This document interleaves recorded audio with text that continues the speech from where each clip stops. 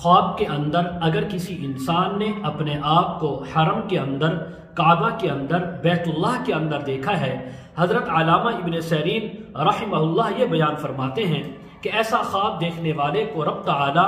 حج کی سعادت، عمرہ کی سعادت عطا فرمائیں گے۔ دوسری تعبیر حضرت نے یہ بیان فرمائی کہ ایسا انسان ہر قسم کے خوف سے اور پریشانی سے امن میں رہے گا۔ بعض علماء یہ بھی فرماتے ہیں کہ خواب کے اندر حرم دیکھنا، کعبہ دیکھنا، بیت اللہ دیکھنا، اس کی ایک تعبیر یہ بھی ہے کہ اللہ تبارک و تعالی اس انسان کو بہت زیادہ دینی اور دنیاوی حوالے سے خیر عطا فرمائیں گے اور برکتیں عطا فرمائیں گے۔ اگر یہی خواب قرضدار دیکھے، قرضے سے خلاصی نصیب ہوگی، خوف میں مبتلا دیکھے تو اس کو اللہ تعالیٰ امن عطا فرمائیں گے۔ اسی کے متعلق اگر آپ مکمل ویڈیو دیکھنا چاہتے ہوں تو ہمارے بائیو میں YouTube لنک دیا گیا ہے، اس پر کلک کر کے آپ مکمل ویڈیو ملاحظہ فرما سکتے ہیں۔